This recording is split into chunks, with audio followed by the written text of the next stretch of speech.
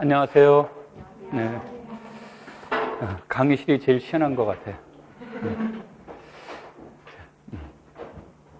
간단하게 강의 계획에 대해서 얘기를 하고 수업을 진행하도록 할게요. 그 프린트물이 이제 강의 계획이랑 프린트물이 이제 나가 있죠. 자, 그래서 강의 진행 방법에 대해서 이제 먼저 간단하게 얘기를 하면 수업은 뭐 여기서 설명식이라는 것은 이제 내가 여러분하고 뭐 가끔가다 질문은 던지겠지만 뜨거운 반응에 의해서 아마 답변이 없을 거고 그래서 이제 아마 이제 그 설명식으로 이제 수업을 진행을 할 거고요. 그 다음에 이제 그 맨 밑에 줄 보시면 당부장 표시되는데 첫 번째 보시면 개인별로 약 2회 정도의 상담을 실시할 예정이다 이렇게 되어 있죠. 그래서 이따가 이제 내가 여러분한테 뭐 나눠드리면 거기에다가 이제 기본적으로 그 수요일 날이라든지 아니면 목요일 날이라든지 이렇게 이제 상담을 이제 할 수 있고 아니면 이제 월, 화, 금 중에 이제 그 상담을 이제 신청을 하시면 되는데 월, 화는 약간의 변수가 있을 수 있어요. 그래서 그 가능하면 그 수, 목으로 하는데 내가 예를 들어서 하루에 이렇게 3분 이상을 이렇게 그 하기가 어려울 수 있습니다. 어려울 수 있기 때문에 1안, 2안으로 이렇게 써 주시는 게 제일 좋습니다. 그래서 왜 그러냐면 이렇게 중복되게 되면 그 같이 하기 이제 곤란하니까 또 누구는 되고 누구는 안 되고 이렇게 하면 나중에 그러니까 1안, 2안을 제시해 주면 그 안에 맞춰서 내가 이제 상담을 할 거고요. 그리고 내가 이제 상담 얘기를 한 이유는 또 뭐냐면 여러분들이 이제 수업하시다가 간단한 거 질문하실 때는 뭐 쉬는 시간에 하시든 다른 때 수업 질문을 하든 상관이 없는데요. 내가 하다가 이제 뭐 그 조금 공부하면서 어려운 점이 있다든지 내용이 이해가 잘 안 되든지 그래서 조금 시간을 요구하는 질문을 이제 그 원할 때가 있고 그러니까 그럴 때 되면 이제 상담 시간에 맞춰서 질문을 하셔도 되고요. 나는 요 상담 시간에 질문하는 게 조금 곤란한데요. 그러면 나중에 이제 내가 내 그 연락처를 가르쳐 드릴 테니까 연락처에 그 시간을 나하고 조정을 해서 질문을 하는 형식으로 이렇게 수업을 하시면 됩니다. 그러니까 여러분들이 그 우리가 수업을 하다 보면 이 내용이 이제 이 문제들을 나중에 풀어보면 알겠지만 문제가 앞에 거 문제니까 앞에 거만 수업합니다가 아니라 기본적인 내용은 전부를 다 공부했다라는 것을 전제로 이렇게 이제 수업이 진행이 될 거예요. 그러다 보니까 문제가 앞에 문제인데 뒤에 있는 내용하고 막 연계시켜서 이렇게 나오고 그렇습니다. 그래서 가능한 한 이제 그렇게 만들려고 이제 노력을 하고 있고 그래서 그리고 이 문제 안에 있는 것들 중에서는 전부를 다 이렇게 내가 수업 시간에 풀이해 줄 거라고 기대하시면 안 됩니다.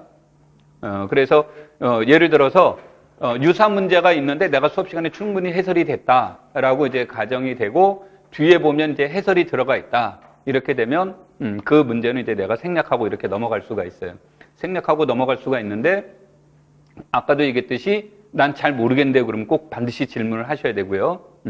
그 다음에 그 앞에 보시면 이제 그 이론 내용이 이제 간략하게 나와 있는데 이거는 내가 수업하려고 이론 내용을 거기다 집어넣은 게 아니고요.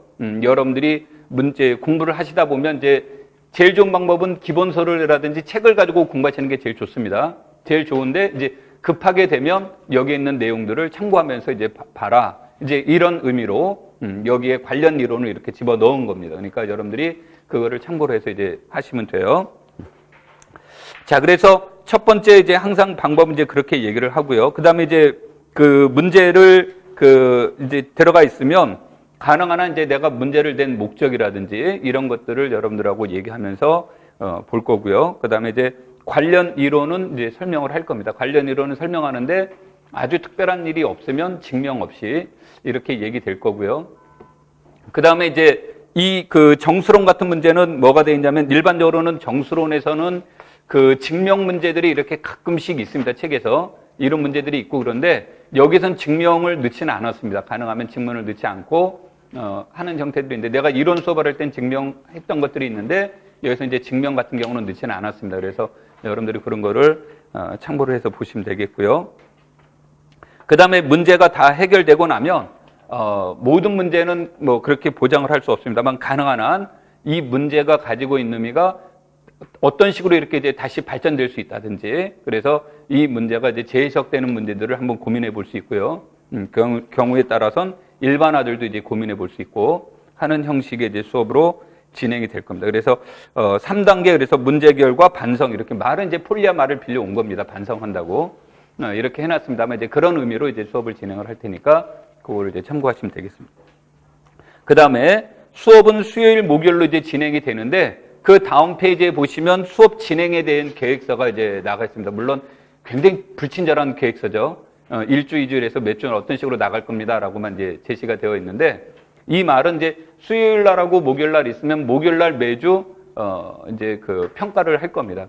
그러니까 이 평가를 하는데 이때 이 평가의 목적은 이 점수를 이렇게 산출을 해서 여러분한테 이게 몇 점입니다가 목적은 아니에요. 그래서 우리가 이제 이게 모의고사반이 아니기 때문에 그건 목적은 아니고요.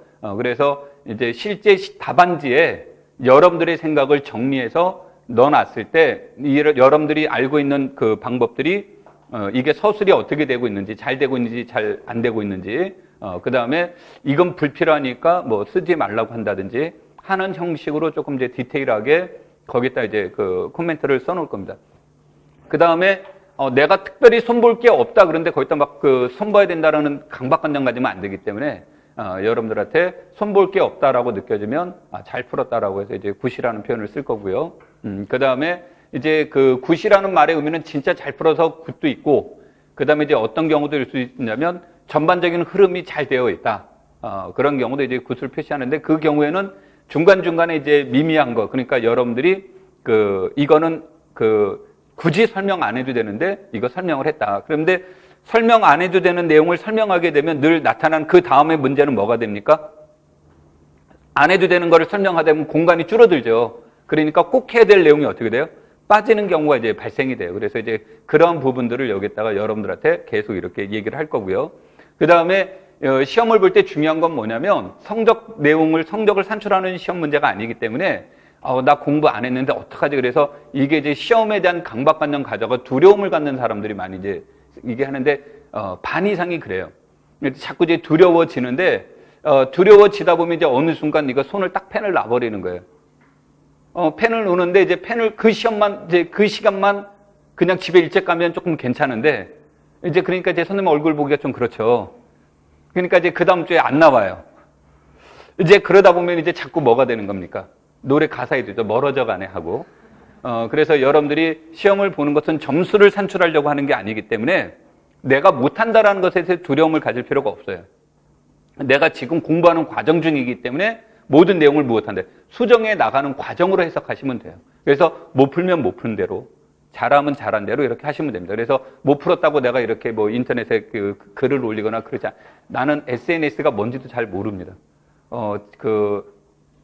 내 친구들하고 만나면 도대체 너는 우리 친구라고 어디 가서 얘기하지 말라고 꼭 얘기를 합니다. 그것도 할 줄 모르냐고 그러는데 나는 배우려고 하지를 않습니다. 안 좋아해서 자꾸 이제 그 전에 친구들하고 뭐 밴드 해가지고 막 하니까 하루에 밴드 때문에 생활을 못 하겠더라고. 그래서 이제 도저히 안 되겠다. 그래서 탈퇴는 안 했는데 아예 그거를 갖다 휴대폰을 바꾸면서 재신청을 안 해놨어요. 아주 인간성이 좋죠. 그래서 이제 그런 형태가 되니까 여러분들이 절대 어렵다고 뭐 저거 한다고 신경 쓰시지 말고 꼭 그거 하시고, 그 다음에 모의 평가를 본 거는 반드시 내가 수업 시간에 끝나고 해설을 합니다. 그러니까 반드시 해설을 하니까 그 뭐 문제에 대해서 하고, 그 다음에 이제 모의 평가는 두 가지 형식으로 시험을 볼 거예요. 하나는 뭐가 되냐면 기본적인 것만 이렇게 던지는 문제. 그러면서 이제 복습 정도가 어느 정도 됐습니까를 알아보는 문제도 낼 거고요.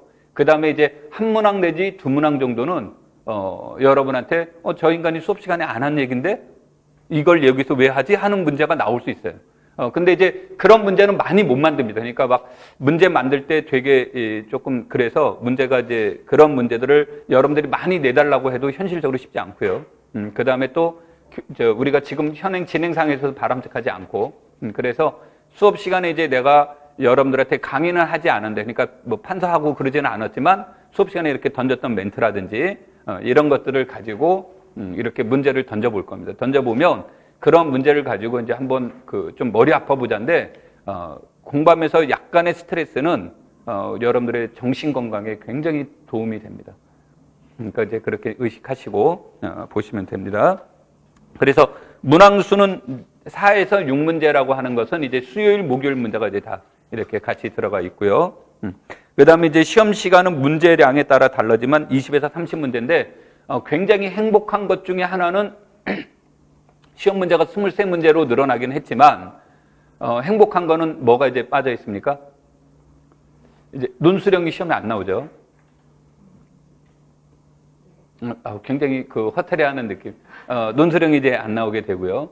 그 다음에 5점짜리 시험 문제가 없어졌죠. 전부 다 이제 뭐 5점짜리란 말은 없는데 이 문항수와 점수 배점으로 보면 전부 다 2점과 4점으로만 이제 구성되어 있습니다. 그래서 기평이 6문제가 나오고 그 다음에 서술형이 17문제 뭐 이렇게인가 나와서 총 23문제로 이렇게 구성이 되어 있습니다. 그래서 이렇게 구성이 되어 있는데 그래서 여러분들한테 이제 서술형 답안지 작성할 때 이제 그런 것들을 같이 고려를 해보고 그 다음에 그것 맞춰서 원래는 이제 점수로 따진다면 1점당 원래는 2분 15초가 주어져 있습니다. 시험 보실 때 1분당 2분 15초인데 2분 15초에는 문제를 읽는다, 문제를 푼다, 답안 작성한다. 이게 모두 들어간 시간이 2분 15초인데 기평 문제는 가끔가다 사기성이 좀 농후할 때가 있어요. 그러니까 점수는 2점인데 시간은 4분 30초인데 실제로는 4분 30초에 못 푸는 문제들도 있습니다. 그러니까 이게 이제 그 평균적으로 이렇게 나눈 건데 이제 여러분들이 그런 것을 고려하면서 이제 보시면 되겠습니다. 그래서 시험 시간은 20에서 30분 정도 이렇게 이제 제시가 되어 있고요. 자, 그 다음에 시험 끝난 다음에 이제 여러분들의 해답지는 내가 다 이렇게 걷어갈 겁니다. 해답지를 걷어갈 거고요. 그 다음에 이제 시험 보실 때는 지금부터 연습을 할 건데요. 반드시 펜으로만, 검정색 펜입니다. 다른 색 펜은 안 되고요. 검정색 펜으로만 이제 시험을 볼 거고요. 그 다음에 이제 뭐가 되냐면, 원래 이제 시험 볼 때도 똑같은데 부정행위 방지 차원 때문에 그런 겁니다. 그 다음에 동일한 펜을 써야 됩니다. 그러니까 이 말의 뜻은 뭐냐면 시험 보다가 뭐 이렇게 하다가 어쩌다가 펜이 떨어졌어요. 그래가지고 볼펜이라는 게 볼이 쏙 들어가면 글씨가 잘 안 나올 수 있잖아요. 그러면 이제 다른 펜으로 써야 되게 되는데 그때 처음에 썼던 펜과 동일한 종류의 펜을 써야 됩니다. 그러니까 이건 전부 다 부정행위 방지 차원입니다. 그러니까 채점하는 사람이 이제 부정을 저지를 수도 있다. 이제 그런 것을 방지하기 위한 그 대안입니다. 그래서 여러분들도 보실 때마다 이제 그런 거를 연습하는 게 좋고, 그 다음에 마음속에서 나는 이명 볼 때 이 펜으로 쓸까? 그래서 예를 들어서 이행내 펜 이런 게 있다라고 친다면 난 이행내 펜으로 시험 볼 거야. 그러면 지금부터 그 펜을 하고 연습하는 게 좋습니다. 그러니까 뭐 그게 좌지우지하지는 않겠지만 우린 시험장일 때 색다르면 뭔가 조금 그러니까 어색하니까 그런 걸 지금부터 연습한다 이렇게 생각하시고 여러분들이 하시면 돼요. 그리고 일주일에 이제 이거를 돌려드릴 거고, 내가 이제 이 내용은 원래는 이제 제일 좋아하는 건 빨간색 색연필을 되게 좋아하는데, 이게 촉감도 좋고, 그런데 글을 쓰려다 보니까 빨간색 색연필로는 글 쓰기가 어렵더라고요. 이렇게 많은 내용을 쓰기 어려워서 빨간색 펜을 이용해서 여러분한테 들려드릴 테니까 그걸 참고하시면 되겠습니다. 자, 그래서 그거를 이제 보시면 되겠고, 다음 페이지에 강의 진행해서 이렇게 나와 있는 거 있죠. 여기에서는 이제 정확하게 이거는 한 거는 아닌데, 1, 2, 3주차는 정수론과 정수론과 선형대 수학을 이제 진행을 할 계획인데, 아마 내가 봤을 땐 시간이 약간 남을 거는 같습니다만 하여튼간 이렇게 이제 잡았고요. 그 다음에 4, 5, 6이 현대대 수학을 얘기를 하는데, 지금 같은 계획으로 본다면 아마 현대대 수학은 3문제가 나올 거로 예측이 돼요. 그래서 아마 점수는 줄어들 것 같습니다. 그러니까 작년 같은 경우는 현대대 수학이 3문제가 나왔는데 11점이었는데 아마 10점 정도 나오지 않을까 이렇게 이제 예측을 합니다만, 그래서 거기서 이제 군환체로 이렇게 이제 얘기가 되는데, 5주차에서는 환체 이렇게 나와 있죠. 그런데 5주에서 환체할 때 체는 본격적으로 체로 들어가기보다는 전초적인 입장이다라고 보셔서 여기서 이제 다항식환과 더 밀접한 관계로 이렇게 이제 넘어가는 단계가 아마 5주차가 될 거고요. 자, 그 다음에 해석하기, 이게 이제 고민을 많이 했습니다. 그래서 해석학을 고민을 많이 했는데, 이게 해석하기 과연 2주 반으로 가능할까? 그래서 현실적으로는 조금 어렵지 않을까? 이런 고민이 많이 있습니다. 그래서 고민이 많이 있는데, 무엇을 이제 고려해 보냐면, 마지막 주 목요일 날 모의평가를 한번 해보자. 전 과목을. 그게 이제 목요일 날에 계획을 잡아놓은 거예요. 이거를 잡아놓고 이게 시간표를 짜다 보니까 수요일 날은 시간이 조금 남는 것 같고 목요일 날은 수요일이 시간이 조금 부족한 것 같아요. 그래서 이제 일단 형식적으로는 이렇게 써놨습니다. 그래서 기본적으로는 요게 이제 그 해석하기 2주 반에는 아마 어려울 것 같고 3주 정도가 이제 걸릴 것 같습니다. 그래서 이렇게 하다 보면 그 목요일 날은 한 2-3시간 정도가 부족할 것 같고요. 수요일 날은 조금 남을 것 같습니다. 그래서 이렇게 이제 그 나중에 목요일 날 7주차의 미분 계약이 안 끝났다라고 생각하시면 8주차 수요일 날 이제 미분 계약이 아마 수업이 이렇게 진행되는 형식으로 될 겁니다. 그러니까 그걸 참고를 하시고, 그 다음에 마지막 주 모의평가는 전 과목을, 이때는 이제 교과 경론도 시험 볼 거고요. 네, 그래서 뭐로 보는 거냐면, 물론 이제 예상입니다. 이때 이 예상은 문제가 몇 문제가 나옵니다라고만 이렇게 나와 있지. 그래서 나와 있는 건 그 A형에서는 기입형이 그 4문제, 그래서 이제 16점이 나오고요. 그 다음에 이제 서술형이 8문제, 그래서 32점이 나오고, 그래서 이제 합쳐서 40점이 나온다. B형에서는 기입형이 2문제고 서술형이 9문제다. 그래서 40점이 나온다. 이렇게만 이제 나와 있지, 무슨 과목이 점수가 몇 점이고 뭐 나오겠다. 이렇게 디테일하게 나오지는 않았습니다. 나오진 않았는데 예년에 비추어 봤을 때 이제 그거를 참고로 이제 시험 문제를 만들어 보고, 그러니까 그 말 그대로 예상입니다. 예상에 의해서 뭐 모의 평가까지 하는 형태로 이제 수업이 이제 진행이 될 거예요. 그리고 원래는 이제 내가 여러분들이 원하는 대로 하는 것은 제일 좋은 건 뭐냐면 자료를 미리 다 나눠 드리고 여러분들이 공부를 했다가 그거를 기초로 예습해오고 내가 수업 시간에 하면 참 제일 좋은데, 이거를 하기에는 조금 이제 부담스러운 것들이 좀 많이 있습니다. 그래서 어떤 형태로 이제 내가 지금 문제를 만들려고 하냐면, 일단 내가 기존에 가지고 있었던 자료와, 그 다음에 기출문제와, 그 다음에 내가 수업하면서 생각났던 아이디어와, 이런 걸 가지고 문제를 구성을 해봐요. 그래서, 이제 사실은 정수론 같은 경우는 월요일 날 아이디어가 다 끝났는데, 어저께 오후 늦게서야 자료는 나왔어요. 그러니까 이게 뭐 타자 치는데 걸리는 시간이 아니고 문제를, 그래서 이제 뭐가 되냐면 어떤 것들은 답이 뭐면 뭐다라고 해설이 되게 불친절한 해설들이 있어요. 이제 타자 치다 보니까 디테일한 해설을 못 써서 이제 큰 그림만 이렇게 딱딱딱 집어넣는 경우가 있습니다. 그래서 여러분들이 원한다면 일단 수업 자료와 동일하지는 않지만 내가 이제 작년에 풀었던 그 자료를 여러분들이 이제 원하면 그거를 먼저 드릴 수는 있습니다. 드릴 수는 있는데 그 자료가 실제 수업 자료와 100% 맞습니까? 그러면 그렇지 않는다는 거죠. 그래서 여러분들이 혹시 나중에 그거를 읽다가 내가 뭐 써달라는 걸 쓸 때 여러분들이 거기에다가 절대 다수가, 일대 절대 다수의 기준은 내 마음대로 정하는 겁니다. 절대 다수가 원하면 내가 거기에다가 그거를 작년 거를 기준으로, 그러니까 올해 거는 아닙니다. 여러분들이 먼저 원하는 자료는요. 그거를 이해하셔야 되고, 그래서 그거를 미리 나눠드리고 여러분들이 대략적인 수업 준비를 해갖고 왔다라고 했을 때 그걸 기초로 이렇게 수업은 진행할 수 있습니다. 여러분들이 예습을 원하면요. 무슨 말인지 이해되겠죠? 근데 참고로 나는 이거 집에서 안 풀 건데, 그런 사람들은 괜히 거기다가 종이 낭비하려고 그렇게 하시지는 말고요. 무슨 말인지 이해됐죠? 그래서 그와 같은 방법으로 이제 수업이 진행이 될 겁니다.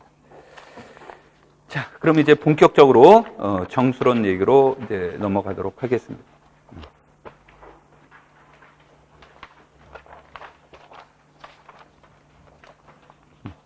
하나 얘기만 더 하고요. 스터디는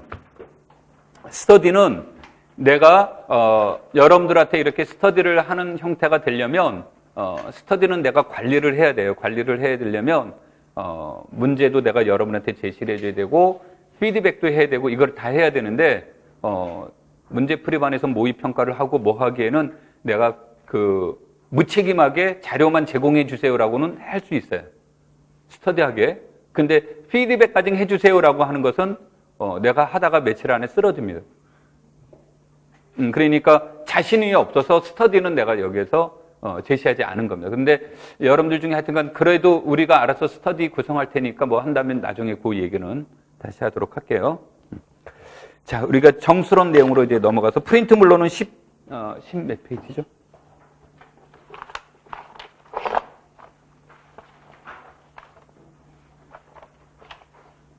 13페이지요.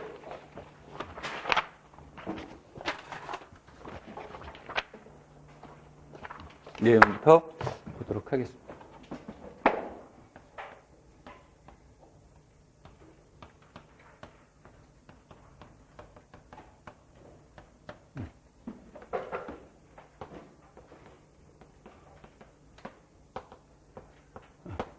정수로는 최근에 나온 시험 문제로 본다면 한 문제 아마 4점인데 이건 제도가 바뀌어도 변하지 않을 것으로 예측이 됩니다. 그래서 이 정수로는 목적이자 도구예요. 그래서 겉에 드러난 점수는 4점이지만 내용적으로 보면 얘는 14점과도 맞먹는 아주 중요한 내용이 됩니다. 그래서 이 내용이 되는데 여러분들이 나는 목적은 자신 없는데요. 그래도 절대 포기하면 안 되는 거고 그래서 이제 도구라도 반드시 이제 해 나가야만 여기에선 얘기가 됩니다. 자, 그래서 우리가 이제 이 정수론이라는 것을 하나의 목적으로 본다면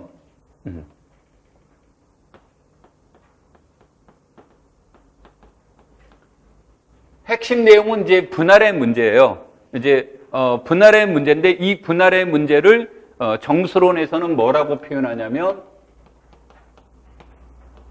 합동이라는 말로 표현을 씁니다. 그래서 우리가 그 모듈러 M에 대하여 이런 말을 할 때 여러분들이 이제 정수론 책을 보시면 항상 합동 조건으로 나옵니다. 그러니까 우리가 A와 B가 법 M에 관해서 합동입니다라는 말을 할 때 이것을 디파인하는 과정은 A-B가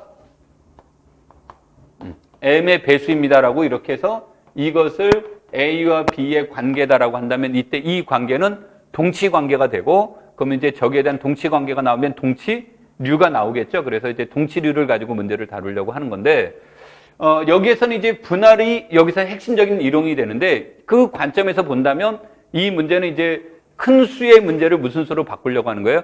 작은 수의 문제로 이제 바꾸려고 하는 게 분할의 목적이고요.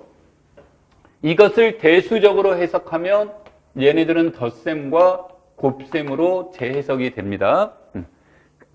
당연히 알고 있는 내용인데, 그렇죠? 덧셈과 곱셈으로 되는데 정수론에서 덧셈의 문제란 2를 의미하는 겁니다. 그러니까 정수는 덧셈군이라는 군론처럼 해석하면 얘네들은 무엇에 의해서 생성되는 군이 돼요? 1에 의해서 정수는 생성되는 모델이 되겠죠. 그런데 정수론에서는 저 덧셈 문제는 조금 더 약하게 해석이 됩니다만 저런 의미가 이제 이루어지고 있고 주로 이제 곱셈 문제가 나온다면 곱셈 문제는 무엇의 문제로 논의가 되냐면 소수의 문제로 논의가 돼요. 근데 소수로 표현할 수 없는 수가 무엇입니까를 봤더니 정수에서 본다면 3개의 수가 있죠. 0, 1, 마이너스 1.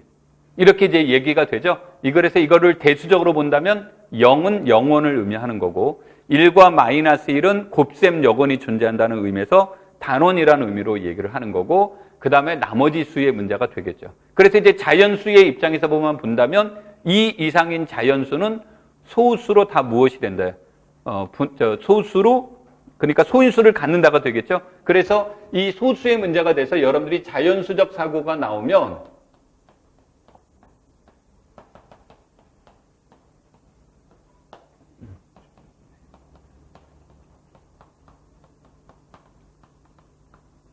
기본적으로 중요한 내용은 저와 같은 표준 분해를 한다예요.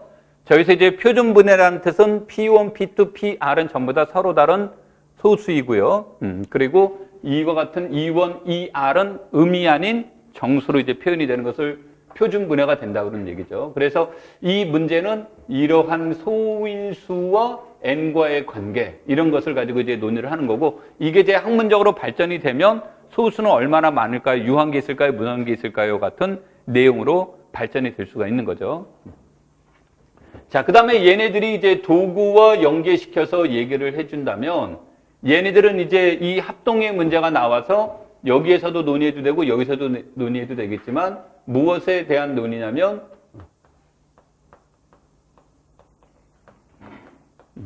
근의 존재성 문제가 이제 주요 핵심 내용이 되는 겁니다. 그럼 근의 존재성 문제, 그러니까 저기에서는 근을 구하는 게 주요 목적이 아니라요. 근의 존재성이 이제 주요 목적이 되는 겁니다. 그래서 존재성의 문제를 이제 논의를 해 보는 거고요. 자, 그래서 그 다음에 이제 여기에 대한 내용으로는, 무엇에 대한 내용을 근을 구하는 문제로 또 생각해 볼 수가 있죠. 그래서 근을 구하는 문제는 크게 이제 두 가지 관점에서 이제 접근하는데, 하나는 뭐가 됩니까? 유클리드 호재법하고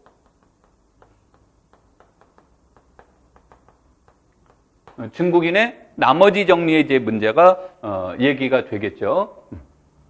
그래서 이러한 것들이 이제 핵심 이론이 이제 여기가 되는데, 이러한 것을 배경으로 삼는 이론이 무엇입니까? 그러면은 여기에서 이제 우리가 중요하게 이용되는 내용이 누구의 정리가 됩니까? 오일러의 정리, 페르마의 정리, 윌슨의 정리 등이 있고, 존재성의 문제로 넘어간다면 르장드리의 기호라든지 야코비안의 기호라든지 이런 것들이 이제 여기에서 중심이 되고, 그 다음에 시험에는 안 나왔는데 우리가 이제 여기에서 고민해 볼 수 있는 문제는 무엇을 얘기를 하냐면,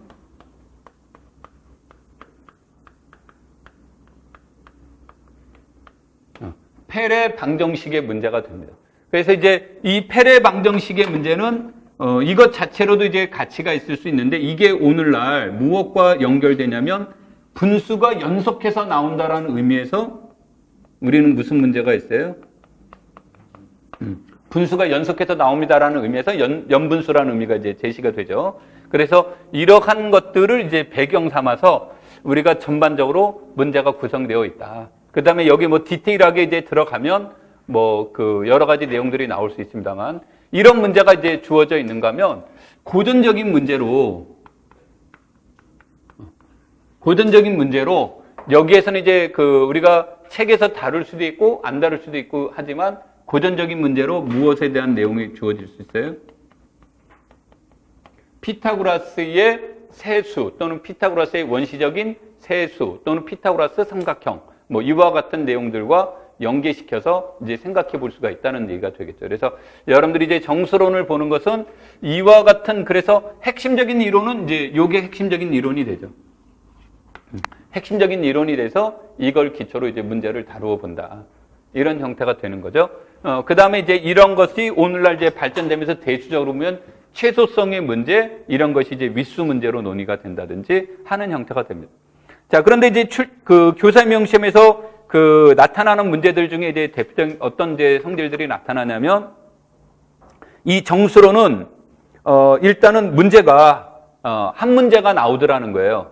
한 문제가 나오다 보니까 예년에 비해서는 문제가 조금 짜증스러움이 이렇게 섞여 있습니다. 그래서 예전에는 문제가 이제 둘, 셋 나올 때는 여러 가지를 물어보는 형태가 되는데, 한 문제가 나오다 보니까 한 문제에 많은 이론들을 집어넣으려다 보니까 이제 문제를 읽을 때 좀 짜증스러워. 이제 나도 조금 그렇게 이제 표현해 본 게 몇 개 있는데, 짜증스러움이 이제 들어가 있는 이런 문제들이 이제 있다는 것을 여러분들이 참고해 볼 필요가 있고, 그 다음에 이제 두 번째로는 뭐냐면, 그 현대 학문에서 대수학이라는 현대 학문에서 나타나는 특징 중에 하나는 뭐냐면 대수의 응용이에요.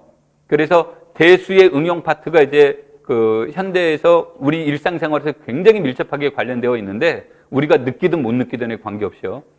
굉장히 이제 밀접하게 관련되어 있는데, 이제 그게 암호론이라는 거예요. 그래서 암호라는 것이 이게 이제 외국 사례가 아니라 우리나라를 기준으로 본다면 90년대 초중반까지만 해도 암호는 학문이 아니었어요. 그러니까 암호 이랬고, 주로 전산이나 정보통신이나 아니면 전자공학이나 이쪽 사람들이 이제 다루었던 이론들이에요. 이게 이제 우리나라의 기준으로 봤을 때 90년대 중후반으로 넘어가면서 여기에다 학자가 붙어들기 이제 시작을 합니다. 그러면 학자가 들어가니까 이제 학문적으로 논의하기 시작하는 거죠. 그래서 실제로 대학 중에 이런 것을 이제 그 학과가 생기기도 했습니다. 자, 그런데 이제 그러한 그 과가 들어가는 것들 중에 아주 중요한 핵심 이론이 무엇입니까? 그러면 핵심적인 이론이 이제 기본적인 이론이 세 가지인데 그 중에 하나가 갈루아 확대체가 이제 핵심 이론이 되고요. 그 다음에 선형 변환이 또 핵심 이론이 됩니다. 이제 선형 변환이라는 것이 핵심 이론이 되고요. 그 다음에 또 하나의 이론이 뭐가 되냐면 여기서 말하는 오일러의 정리가 기본 이론이 돼서 이것이 무엇의 문제로는 발전되는 영역에 따라서 조금씩 암호학이니까 그 안에도 조금씩 이제 내용들이 이제 좀 달라집니다만 그 안에서 이제 중요하게 나오는 것 그러니까 최대 정수함수라든지 그 다음에 이제 배낭 뿌리기 문제와 연결되어 있는 염분수의 문제라든지 그 다음에 이제 아까 말한 오일러의 정리라든지 이런 것들이 직접적으로 이렇게 이제 활용이 돼요. 그래서 우리는 느끼지 못하지만 거기에서는 이미 이제 활용이 되고 있고 교사임용 시험에는 시험에 안 나왔는데 교사임용보다 더 발빠른 게 이제 수능이죠. 거꾸로 돼야 되는데 그렇죠? 그래서 이제 수능에서는 내가 말하는 내용이 이제 시험에 나왔습니다. 그러니까 시험에 나왔는데 아무도 이게 아무인지를 모르는 것뿐이에요. 그러니까 거기에다 아무라는 말을 쓰면서 시험 문제를 낼 수가 없기 때문에 그래서 이제 거기에 관련된 내용들이 제시가 되어 있었어요. 그래서 여러분들이 그러한 관점에서 그러니까 정수론이라는 타이틀 안에서 본다면 아까 말한 최대 정수함수라든지 염분수라든지 이게 이렇게 중요한 이론입니까? 라고 본다면 일반적으로는 그렇게 중요성을 못 느끼고 그걸 잘 몰라도 문제 푸는데 크게 지장이 없어요. 공부하는데. 지장이 없는데 현대 이제 그 대수에서 그런 쪽에 이제 관심을 가지고 있는 사람들이 많다는 겁니다. 그래서 거기에 대한 기본적인 지식들은 우리가 알아두는 게 좋다. 이런 형태로 여러분들 이제 보시면 됩니다. 자, 그래서 이제 그런 것들을 이제 기초로 해서 13번부터 13페이지 1번부터 문제를 이제 논의를 해보도록 하겠습니다.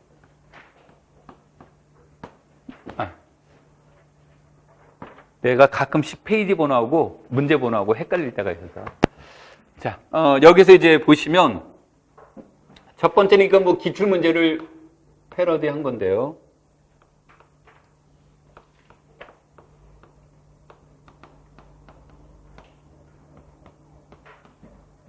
이것의 정수의 x, y에 대하여 x 플러스 y의 최소값을 구하고 그 이유를 설명하시오라고 나왔는데 이 문제는 그냥 여기서 단순하게 이제 보는 것들 중에 하나는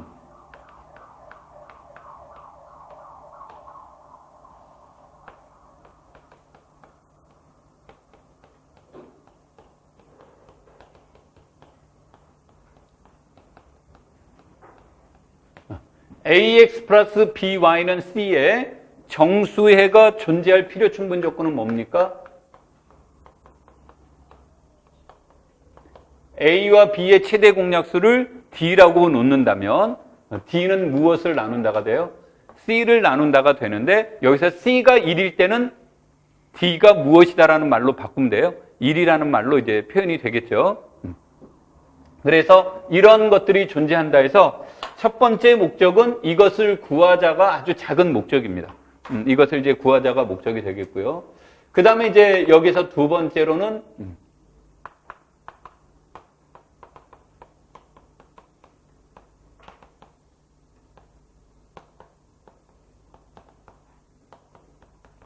여러분한테 이건 훈련을 하자. 그래서 유클리드 알고리즘을 훈련하는 거다. 여기서 이제 개념보다는. 그래서 어떻게 이제 활용하는 문제가 나오는데 이 유클리드 알고리즘은 언제 쓰면 좋냐면 이게 유클리드 알고리즘을 정수론에서만 쓰는 사람들이 많은데 유클리드 알고리즘은 언제 쓰면 되냐면 유클리드 정역에선 다 사용하면 돼요.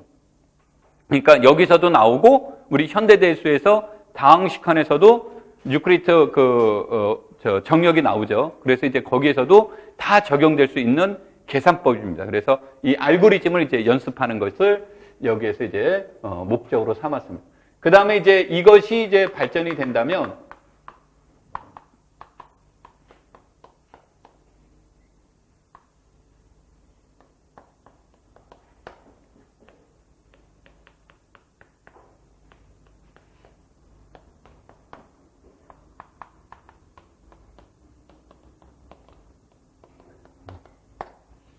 우리가 A와 M이 서로서이면 AX는 법 M에 관해서 1이 되는 A가 존재한다가 되겠죠? 그쵸? 그래서 이러한, 이거 말을 바꾸면 이때 X를 A의 곱셈 무엇이라고 얘기하는 겁니까? 역원이라고 하는 거죠. 그것을 구하는 방법. 뭐 단순하게 요 세 가지가 요 안에서 이제 들어가 있습니다. 깊이 있는 의미는 없고요. 자, 그래서 저것에 대한 내용들로 이제 넘어가서 보면요.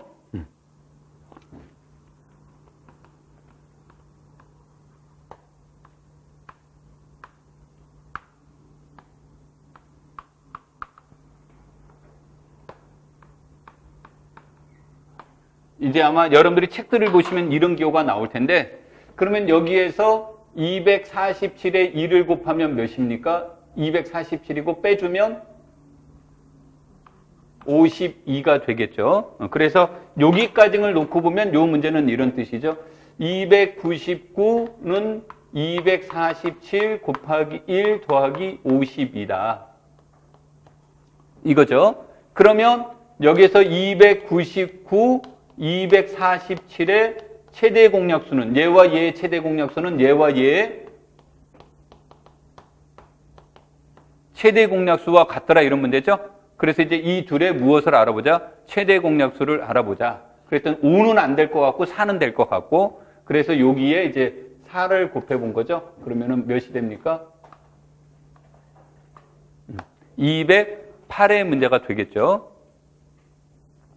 208의 문제가 되면 여기는 39 이렇게 나오니까 이 문제는 247은 52 곱하기 4 더하기 39 이렇게 이제 나와 있고요. 자, 그러면 얘는 이제 52와 39의 최대 공약수를 물어보는데, 이거를 구하는 데서 멈추면 안 되고 계속 진행을 합니다. 어디까지 진행을 하냐면, 그러면 이제 여기에다가 39를 해주면 13의 문제가 되겠죠?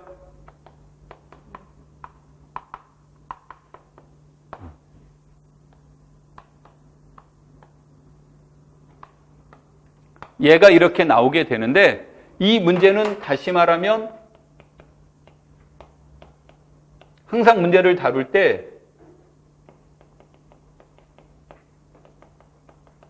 이것의 풀이는 얘와 얘가 약수와 배수가 되는 단계까지는 무조건 구한다야. 구하게 되는데 자연수는 여하튼 몇보다 크거나 같습니까? 1보다 크거나 같고 모든 수는 1의 배수가 되죠. 그래서 이 문제는 여하튼 유한번에서 다 뭐가 된다요? 끝이 나게 되어 있습니다. 자, 그래서 이제 이러한 형태가 이제 얘기가 되고요.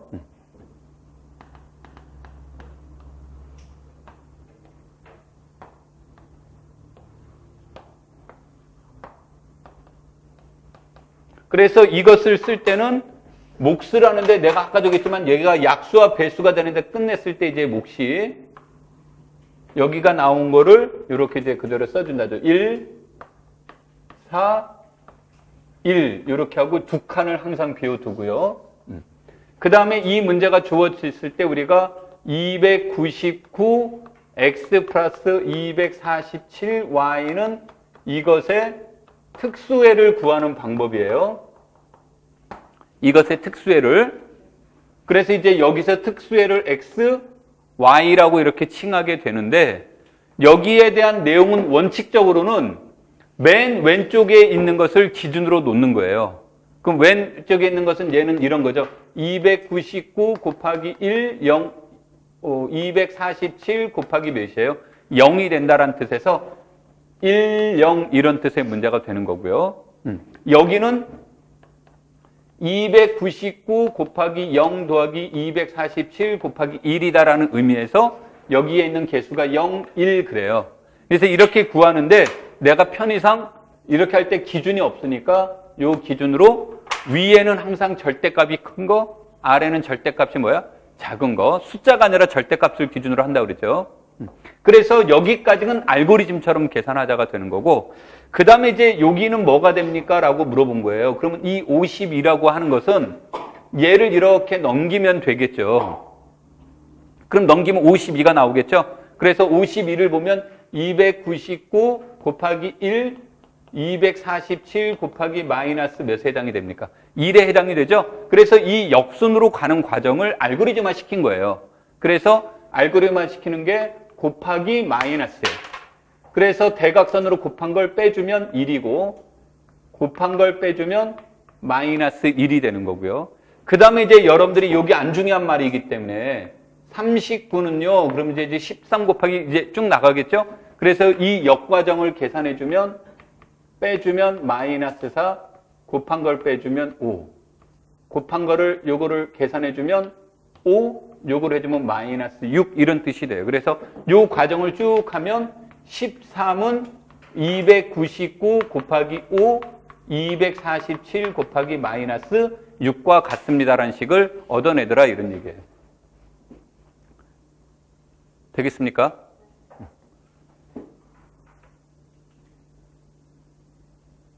근데 저게 맞나?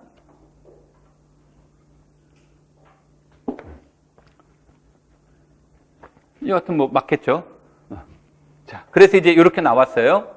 그래서 이렇게 이제 나오게 되면 요게 주어진다가 되겠죠. 그래서 이때 따라서 특수에는 무엇이 된다가 돼요? O, 얘는 얘가 된다가 되고 이때는 위냐 아래냐는 안 중요해요. 어디든 하나를 더해주면 어디든 나머지 한쪽은 뭐예요? 빼주는 거예요. 그러니까 뭐 이게 마이너스 플러스 바뀌어도 그거는 상관이 없어요.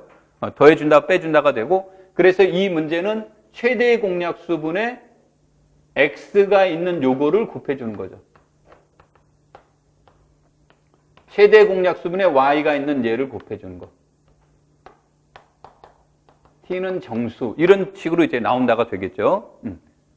여기 참 x, y 얘가 x0 얘가 y0에 해당이 되는데 이때 x0, y0라는 것은 특수해라는 것은 특별한 이름은 없어요. 그냥 해가 존재하면 무수히 많이 존재해요. 이것처럼 무수히 많이 존재하는데 그 무수히 많은 해 중에서 특별하게 하나를 구했다라는 의미에서 우리는 이것을 특수해다라고 얘기를 하는데 이 특수해는 이와 같은 알고리즘을 이용하는 게 가장 이제 효율적이더라 그런 뜻의 문제가 되는 거죠. 자, 그래서 요거를 구했더니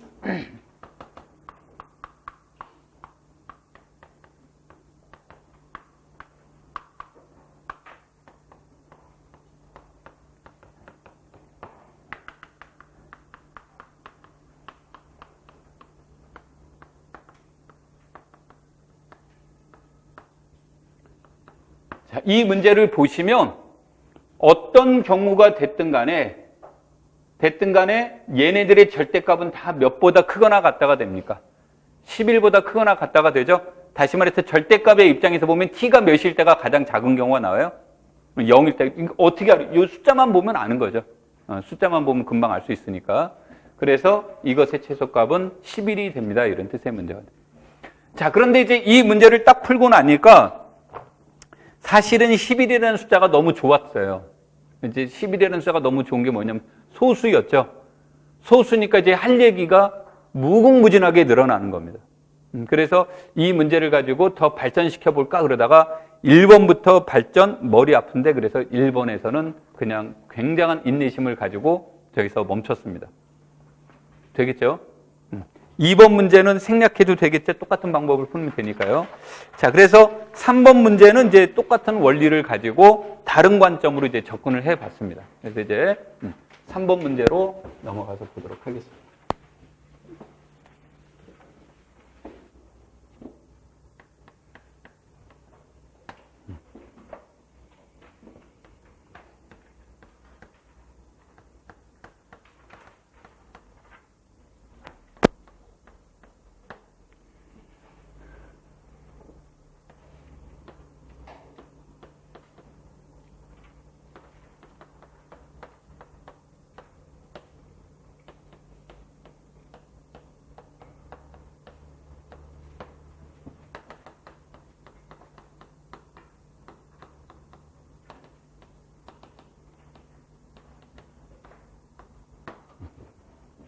얘를 구해서 구하는 과정은 생략할게요.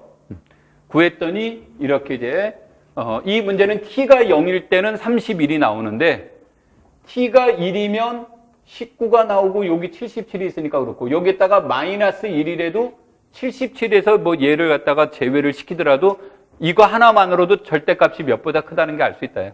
31보다 크다라는 걸 알 수 있다가 되겠죠. 그래서 여기서의 최소값은 31이 되겠구나라는 것이 나왔습니다. 자, 똑같은 과정이었기 때문에 이 내용은 이제 여기서 안 풀고 이제 내용을 읽어가면서 이제 보도록 하면요. 이것의 최소값을 m이라고 할 때, 그래서 이제 부정방정식을 우리 다시 한번 해보죠 라고 하는 뜻이고, 이때 원시근의 개수를 구해보고 윌슨의 정리도 알아보자. 이런 형태가 이제 여기서 나온 거고, 좀 얘가 이제 유치한 문제가 나오면 그러면은 m도 구하고 n도 구하고 k도 구할 수 있겠죠. 그래서 뭐 m 더하기 n 더하기 k의 값을 이제 물어볼 수도 있고요. 그러한 형태로 여기 이제 진행형의 문제로 볼 수가 있습니다.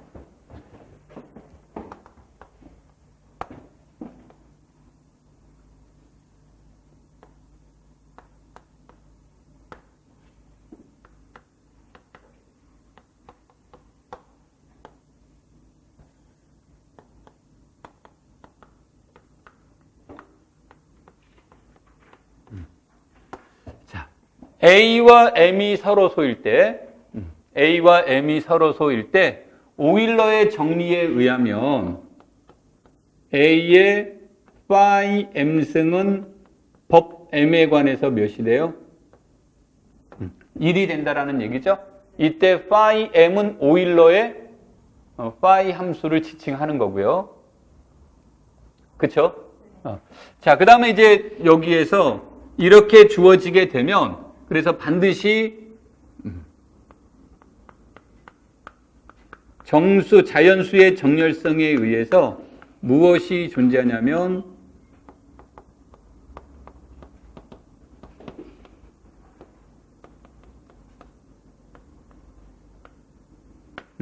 정렬성에 의해서 A의 n승은 몇이 되는 1이 되는 자연수 몇이 존재한다야?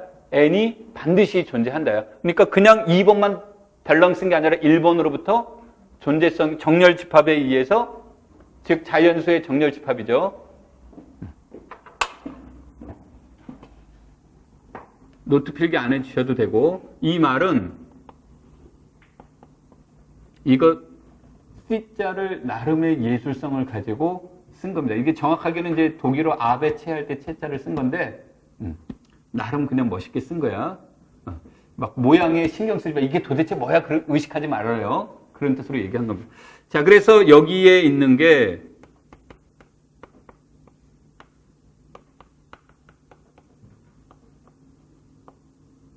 이런 것들의 모임이라고 놓는다면 오일러의 정리에 의해서 phi m승은 몇이 된다고 그랬어요? 1이 되니까 오일러의 주장에 의하면 얘는 공집합이 아닌 거죠. 그래서 이 공집합이 아니다는 것은 얘가 보장을 해준 거고, 그런데 얘는 무엇의 부분집합이에요? 자연수의 부분집합인 거죠. 근데 자연수는 무슨 집합이에요? 정렬집합. 그럼 정렬집합의 정의는 이제 이렇게 하는 사람들이 꼭 시험에서 틀려요. 모든 부분집합은 최소원을 갖는다. 요거는 꼭 틀린 겁니다. 모든 부분집합은 그러면 안 돼요. 공집합을 제외한. 그래서 정렬성을 논의할 때 채점하는 사람이 돋보기 가지고 이렇게 보죠. 이렇게. 뭐를 봐요? 요거를 체크했는지 안 했는지. 그냥 얘는 공집합이 아니다 말로만 쓰면 안 되죠. 그러니까 이것에 대한 무엇이 제시됐는지 안 됐는지, 근거가 있는지 없는지. 이거는 무조건 서술형이면 1점에 해당이 되는 점수예요. 그러니까 이 정수론 문제뿐만이 아니고 내가 정렬성을 이용하려면 반드시 무슨 말부터 나와야 된다? 공집합이 아니라는 말부터 꼭 나와야 돼요. 자, 그래서 이런 것이 나왔죠. 그럼 정렬성에 의해서, 자연수는 정렬집합이니까 정렬성에 의해서 반드시 무엇이 존재한다가 돼요? 최소원이 존재한다죠. 그렇죠? 그래서 이런 것, 이것인 최소원 무엇이 반드시 존재합니까? n이 존재한다가 되겠죠? 그렇죠? 그래서 이 n을 이제 사람들이 무엇이라고 논의를 하는 겁니까? 이것이 주어졌을 때 얘를, 이게 define이 아니라 이제 사실은 denote인데 그냥 쓰겠습니다. M에 관한 A의 무엇이라고 하자? 위수라고 하자, 이런 뜻이에요. 이게 현대대수학하고 군론하고 비슷한 듯 다른 듯 하는 내용인데, 현대대수학과 그 정수론이 가장 큰 차이는 뭐냐면, 정수론은 서로 소이기만 하면 요게 무조건 성립이 돼요. 서로 소이기만 하면요. 근데 군론에서는 위수가 유한이라는 보장이 없어요. 위수가 유한일 수도 있고 무한일 수도 있는 거예요. 근데 이제 현대대수학은 그래요. 그래서 무조건 체크부터 해야 됩니까? 유한인지 무한인지를 이제 체크가 되는데, 정수로는 A와 M이 서로 소이기만 하면 무조건 위수는 유한이 된다가 되는 거고, 그래서 그것을 여기에서 위수라고 하자요. 하는데 이것은 늘 무엇에 따라 달라진다야? M에 따라 내용이 바뀌어지는 거예요. 그래서 이제 여러분들이 시험을 보실 때 기준에 따라서 내용이 달라지는 것들이 있단 말이에요. 기준에 따라서 내용이 제일 심하게 다른 데가 뭡니까? 여러분들이 좋아하는 과목들이 기준에 따라 다 달라져요.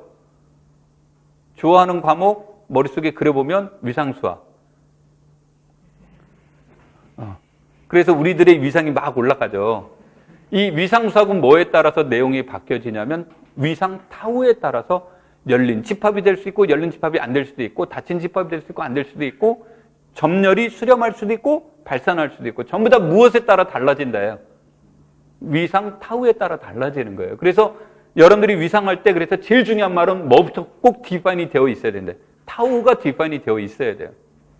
그래서 친절한 분들은 타우를 가르쳐 주는 거고 불친절한 사람들은 여러분에게 타우를 구하라고 하죠. 그래서 위상 시간에 얘기하겠지만 타우를 구하는 방법이 대표적으로 두 가지를 가지고 하죠. 역상을 이용하는 방법과 상을 이용하는 방법이 있죠. 그래서 이제 상을 이용하는 방법이 대표적으로 나오는 시험 문제가 상위상 문제가 많이 나오는 거고요. 그래서 여하튼 위상은 그래서 타우가 중요한 겁니다. 되겠죠? 그 다음에 이제 현대대수학에서 보시면 확대체 문제가 나갈 때 기약입니까? 가약입니까? 이런 문제를 논의하는 것은 기준체가 F가 무엇이냐에 따라서 기약이 될 수도 있고 무엇이 될 수도 있다. 가약이 될 수도 있고 대수적입니까? 아닙니까의 문제도 기준체 F에 따라 달라질 수 있고 혈례원입니까? 아닙니까의 문제도 무엇에 따라 매번 바뀌어진다. 기준체 F에 따라 바뀌어지는 거고 여기에서도 무엇에 따라 내용이 매번 바뀌어진다요? M에 따라서 물론 이제 A에 따라서도 바뀌어지겠지만 M에 따라서 내용이 바뀌어져요. 그럼 이런 문제는 M을 쓰느냐 안 쓰느냐가 중요하다는 거예요. 이런 데서는. 그것에 따라서 무엇이 내용이 바뀌어지기 때문에. 그래서 여러분들이 이제 보통 이런 식의 표현을 쓰면 안 돼요. OA라고. 이때 이게 동그라미가 아니라 O예요. 또 도트도 아닙니다. 저거는 이제 영어 오더에 이니셜 O자를 쓰는 경우가 있어서 귀찮으니까 수학하는 사람들의 특징들이 뭡니까? 귀차니즘이죠. 뭐든지 귀찮은, 얼마나 귀찮으면 그냥 뭐든지 약자로 쓰고 그렇게 기후화시키려고 합니까? 그렇죠? 그래서 이제 이렇게 쓰는 경우가 있는데 얘는 쓰면 위험합니다. 아까도 했지만 기준이 뭐예요? 명쾌하게 제시되어 있지 않죠? 그래서 꼭 기준을 꼭 쓰시는 자꾸 습관을 들여야 됩니다. 자, 다시 이제 원 내용으로 넘어가서 보죠. 이렇게 되어 있습니다. 자, 이렇게 이제 위수가 나와 있으면 이 위수라는 말의 의미는 방금 정의에서 나온 것처럼 최소, 최초 이런 뜻의 이제 의미가 지니고 있어요. 즉 A의 n승일 A를 계속 거듭 제곱으로 곱해줬는데 처음으로 몇이 나왔다? 1이 나왔다. 이제 이런 뜻의 이제 의미가 되겠죠. 그래서 이것의 의미가 되고 이 말에 얘가 가지고 있는 상징성은 법 M에 대하여 A가 생성한 무엇의 개수를 말해요? 원소의 개수를 의미하는 거죠. 즉 A제곱 만약에 A의 위수가 5였다 그러면 A제곱, A3승, A4승, A5승까지는 똑같은 원소는 한 번도 안 나오죠. 그래서 A가 생성한 것은 몇 개가 있다요? 5개가 있고 그 다음부터는 반복적으로 나오는 거고 그래서 여기서는 이제 생성의 의미를 이제 내포하고 있는 거죠. 그 다음에 이것의 이제 의미는 현대대수학에서는 잘 안 씁니다만 여기에 대한 의미가 주어지는 것은 얘네들에 대한 말은 무엇과도 관련성이 있냐면 주기성과도 관련되어 있습니다. 주기. 이제 하다 보면 이제 그 주기구나 이제 나옵니다. 그래서 이제 주기성과도 연관되어 있는 내용들이 됩니다. 되겠죠? 그래서 이렇게 주어지면 우리는 여기에서 이렇게 주어졌을 때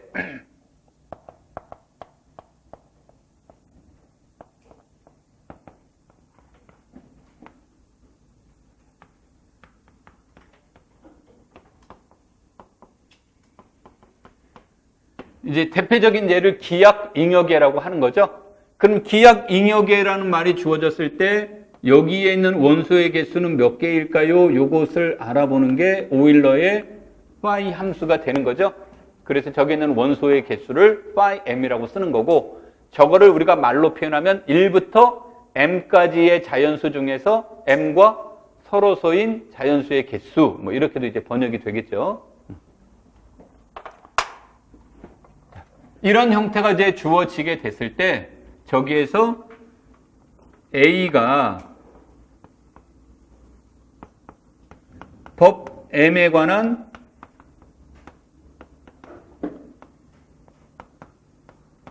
원시근이라는 것에 대한 의미는, 원시근이라는 말의 뜻은, 이것의 뜻은 A의 윗수가 무엇이란 뜻이에요? phi m이란 뜻이 되겠죠? 그렇죠? 그래서 이때 이 원시근이라는 말의 뜻은 군론의 입장에서 본다면 생성 원을 뜻하는 거고요. 군론의 입장에서는. 그렇죠? 그 다음에 체론에서는 완벽하지는 못하지만 일부에서, 즉 m이 소수일 때를 말합니다만, 거기서 본다면 얘가 원소의 의미를 뜻합니다. 그런데 이제 우리가 논의하는 것에 따라서 똑같은 말의 의미를 생성원이라는 이름으로도 붙이고 원시근이라는 이름으로 붙이고 원소라는 이름으로도 이렇게 이제 붙여질 수 있는 것이 되겠죠.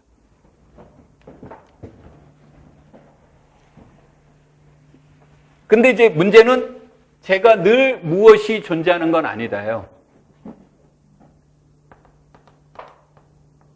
제가 늘 무엇이 존재하는 건 아닙니까?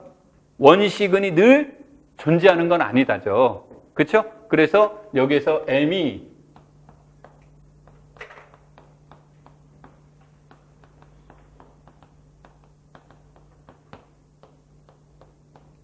이건 내가 세 번째 내용은 무조건 외우라고 합니다. 이게 세 번째 말은 이해하려고 하시면 안 돼요. 그러니까 이해하지 말고 무조건 외우십시오. 그래서 m이 원시근을 갖는다라고 얘기를 한다면 m이 어떻게 생겼을 때만 원시근을 갖냐면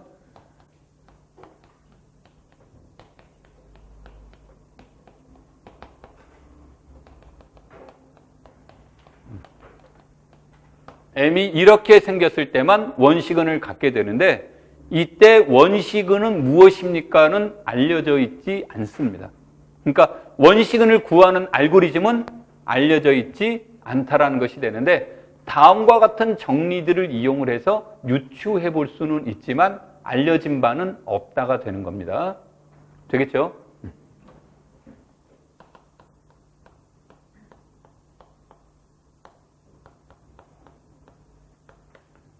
그래서 A의 윗수를 무엇이라고 놓는다면, N이라고 놓는다면,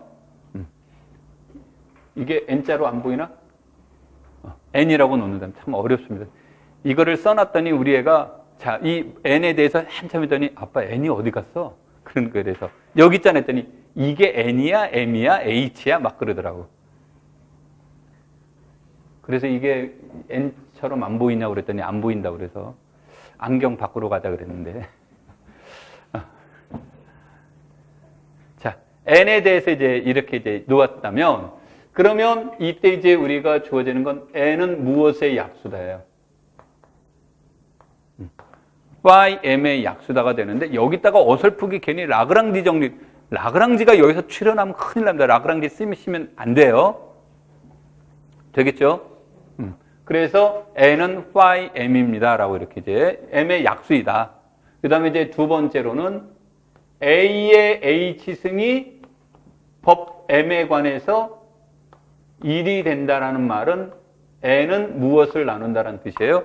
h를 나눈다라는 뜻인데 이 명제는 이제 되게 많이 이용이 됩니다. 그래서 이것의 뜻은 언제 주로 이용이 되냐면 내가 우연히 문제를 풀다가 a의 10승이 1이 나왔어요.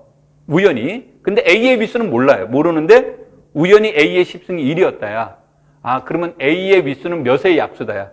10의 약수니까 1이거나 2거나 5거나 10이거나 넷 중에 하나가 되겠구나 그랬는데 a는 1이 아니고 a 제곱은 1이 아니고 a의 5승도 1이 아니면 a의 위수는 자동적으로 몇이 되는 거예요? 10이 된다. 이제 그런 논리로 이용이 되는 거예요.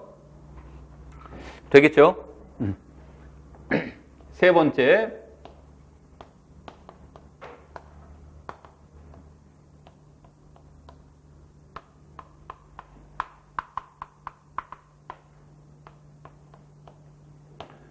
A의 I승과 A의 J승이 법 M에 관해서 합동일 필요 충분 조건은 I와 J가 법 N에 관해서 합동이다예요. 여기 또 그 집에 가서 문자 잘못했다고 하시면 안 되고 요 N이라는 말은 다시 한번 강조하면 요거였죠. A의 위수 요런 뜻이 이제 얘기가 돼 있고 네 번째로 A의 K의 최대 공약수는 이것의 위수는 K와 N의 요건데 여기에서 물론 N은 무엇을 지칭하는 것입니까? 다시 한번 쓰면 A의 위수가 되겠죠. 그래서 이 동그라미 네 번째부터 알 수 있듯이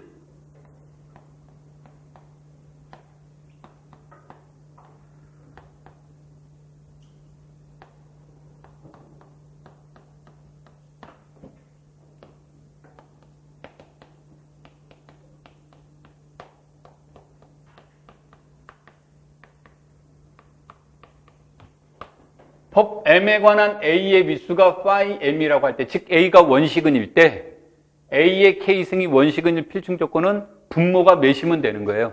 1이면 되니까 K와 phi M이 1일 때를 얘기를 하는 거죠. 그렇죠? 그래서 이 말은 따라서 원시근의 개수는 얼만큼 존재한다가 돼요? phi M과 무엇인 것의 개수만큼 서로 소인 것의 개수만큼 그래서 phi dot phi m에 해당이 되겠죠.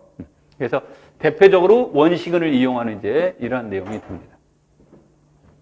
자, 그래서 여기에서는 이제 3번 문제에서는 두 번째로 원시근에 관한 문제를 이제 논의를 해 봤고요.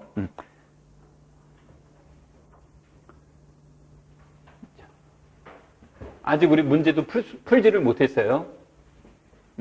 자, 그래서 이렇게 주어지는데 이때 31은 무엇이에요? 소수니까 무엇이 존재합니까? 소수니까 원시근이 존재한다가 되겠죠? 그래서 이것이 되므로 원시근의 개수는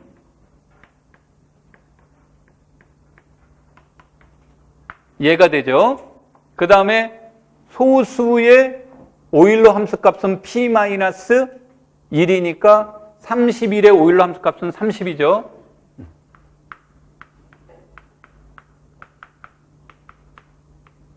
얘가 되죠. 그래서 2와 3과 5는 서로 소가 되니까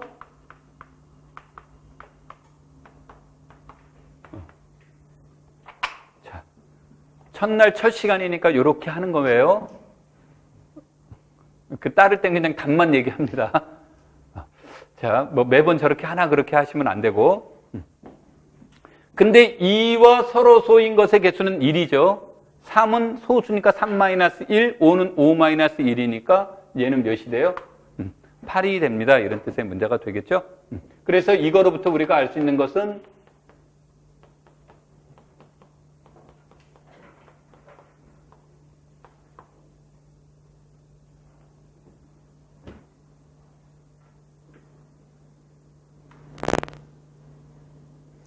이 문제는 미안합니다.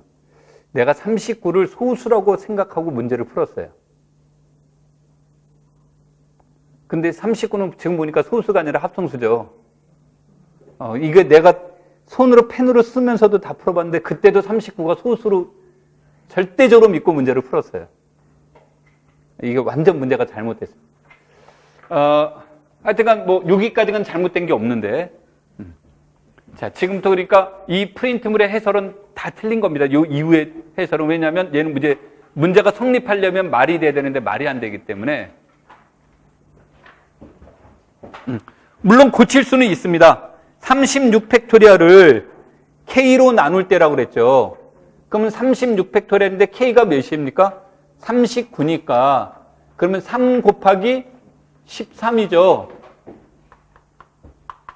얘가 돼 있죠? 그래서 얘는 몇보다 다 적습니까? 이거지고 3과 13은 36보다 적다죠. 그래서 3도 36 팩토리얼을 나누고 13도 36 팩토리얼을 나누기 때문에 따라서 36 팩토리얼을 모듈러 39에서 보면 몇이 돼요? 0이 되죠. 그래서 답은 나옵니다. 이제 답이 틀려서 그렇지. 근데 내가 원했던 문제는 이게 아니었기 때문에 이제 여기서 이제 오류가 생겼습니다. 이런 뜻입니다. 이렇게 일찍 내가 오류가 나올 줄 몰랐습니다. 이제 한두 번은 오류가 나올 거라고 생각하면서 문제를 풀었는데, 문제를 만들어 봤는데, 39가 나오는데 너무 행복했어요. 내가 원하는 대로 소수가 나왔구나, 그러고. 이게 이제 사람이 틀리면 안 보입니다. 자, 그럼 이제 내가 원하는 대로 수업을 진행할게요.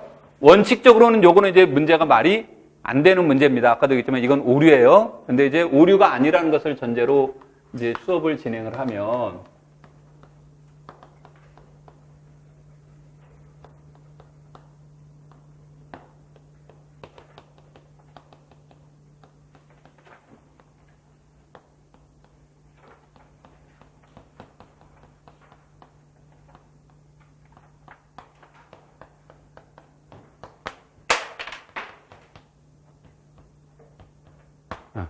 이런 뜻의 문제인데요. 책마다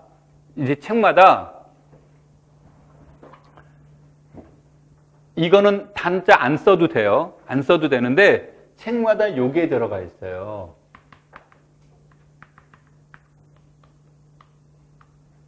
이런 말이 들어가 있어요. 노란색 안 써도 이 명제 참입니다. 안 써도 참인데 책마다 저 노란색을 왜 쓸까요? 그러면 노란색을 안 쓰면 증명하는데 불편한 게 너무 많아요. 그러니까 우리가 홀수가 아닌 소인수는 몇 밖에 없습니까? 2밖에 없으니까 2 대입시켜도 이거 성립이 돼요. 2 대입시키면 0 팩토리얼은 1이니까 이거 성립이 되죠. 3이면 3-2 팩토리얼은 1이니까 마찬가지로 성립이 되죠. 그런데 증명하는데 너무 불편해요. 그래서 이제 사람들이 증명의 무엇을 여기서 수월성을 위해서 조건을 제약을 둔 거예요. 이건 단지 노란색은 무엇 때문에 만들어 놓은 거냐면 증명의 수월함을 위해서 만들어 놓은 거예요. 되겠죠? 자, 근데 이제 이렇게 둘이 나와 있는데 우리가 단순히 나머지 문제를 논의를 하려고 한다면 이게 좋아요.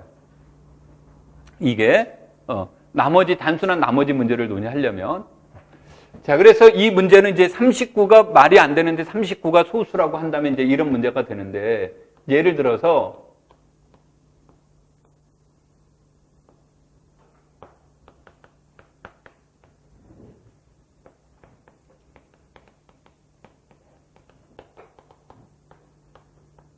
이렇게 이제 문제를 바꿨다고 보죠.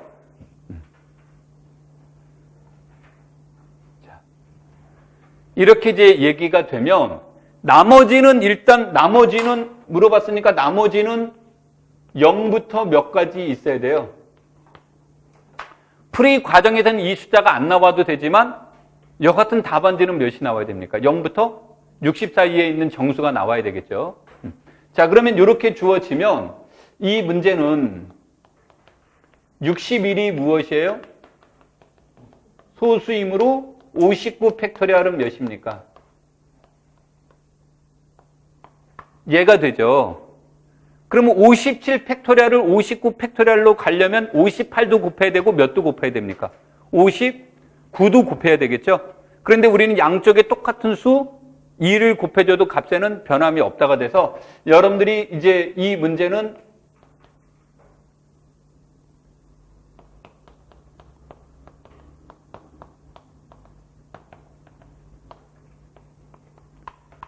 이런 뜻이 되는데 다시 말하면 얘는 1이잖아요. 그렇죠? 그러면 요 놈은 이것의 무엇을 뜻하는 겁니까? 곱셈 여건을 뜻하는 거죠. 그래서 이 문제를 풀 때 이것의 곱셈 여건을 직접 구하셔도 되고 따로따로 구하셔도 되는데 자, 그래서 이거를 이제 염두에 둔 거예요. 그래서 이제 나는 뭐 결론적으로는 되겠지만 얘를 먼저 선택하면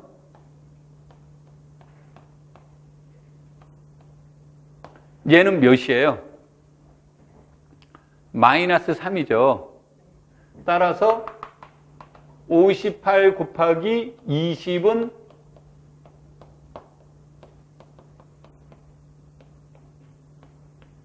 이거는 이제 답안지에는 이런 거는 안 써주는 게 좋은데 왜 그러냐면 여기서는 우리가 마음속에 쓰는 이거예요. 이거 58의 곱셈 요거는 몇이라는 뜻이에요?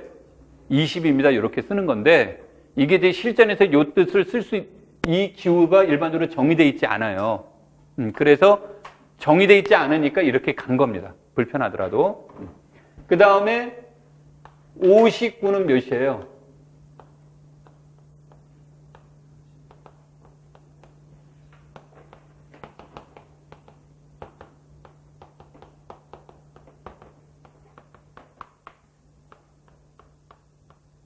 얘가 된다가 되겠죠? 그렇죠? 그래서 이 말은 57 팩토리얼은 59 팩토리얼 곱하기 20 곱하기 몇이에요?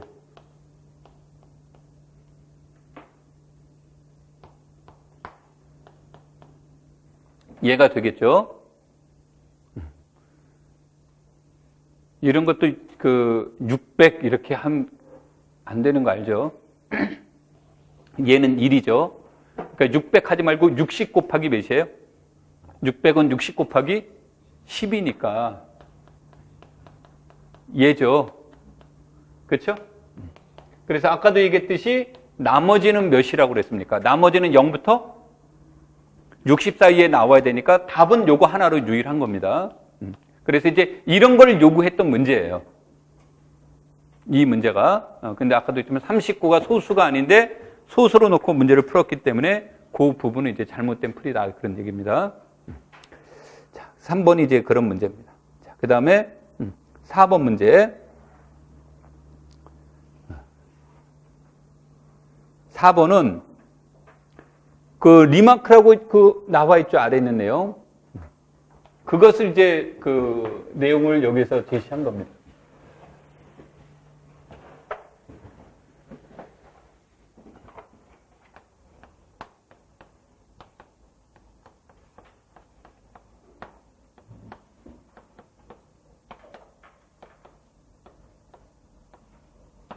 거기서의 주장은 A와 B가 서로 소이면 A와 B가 서로 소이면 A 플러스 B와 A 마이너스 B의 최대 공약수는 몇의 약수다예요?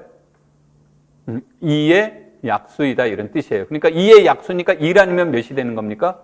2가 되는 것이 되겠죠. 오케이? 그 뭐 증명 이렇게 아래다가 써놨는데 뭐 이거는 세자로 저절로 이렇게 증명이 됩니다. 되겠습니까? 자, 그럼 이제 문제를 보시면 여기에서는 A와 B를 보면 숫자가 굉장히 큰 것 같지만 소수들로 해놨기 때문에 A의 소인수는 13과 몇이에요?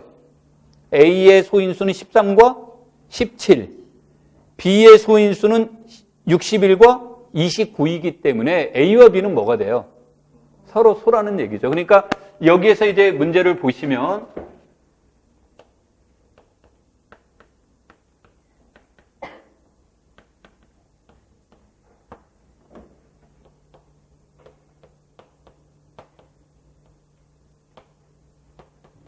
이제 가끔 가다 이렇게 왜 써놨어요? 이렇게 이거는 그냥 트릭이에요.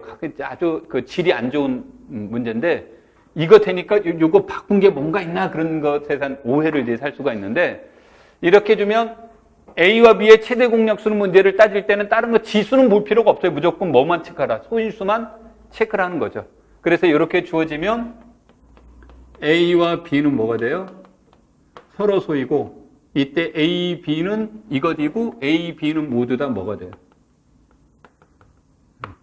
홀수가 되는 거죠. 그렇죠? 홀수가 돼서 물어보지는 않았지만 이것의 최대 공약수는 몇이 됩니까? 얘도 홀수고 얘도 홀수잖아요. 그러면 더해주면 뭡니까? 짝수. 빼줘도 뭐가 됩니까? 짝수. 그러니까 A 플러스 B도 짝수, A 마이너스 B도 뭐예요? 짝수. 짝수로서 몇의 약수란 얘기입니까?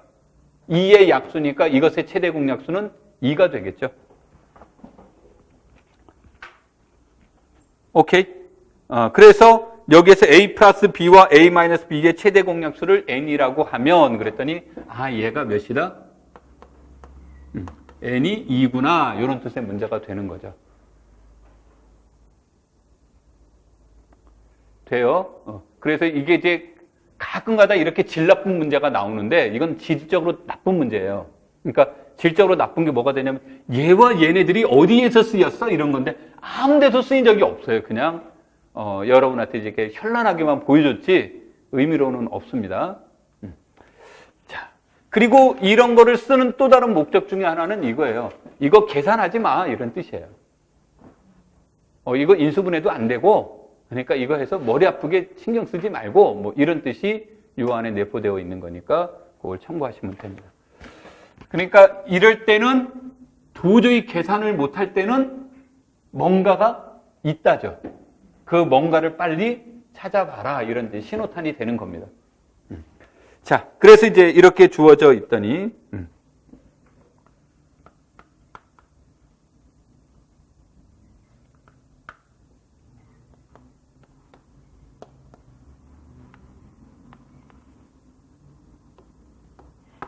자, 이렇게 된 거죠. 이것에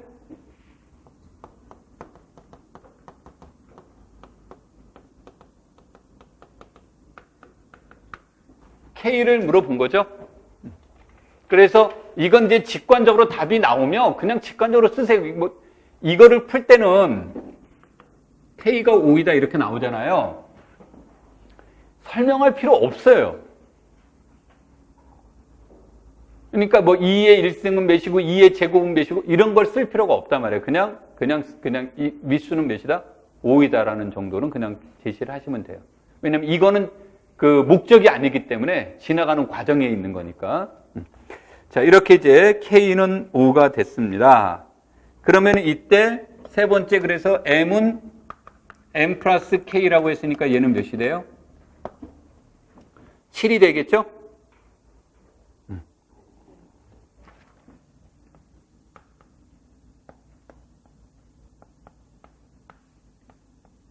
이거를 물어본 거죠. 그렇죠? 2의 m승에 대한 윗수를 물어본 거죠. 미안합니다.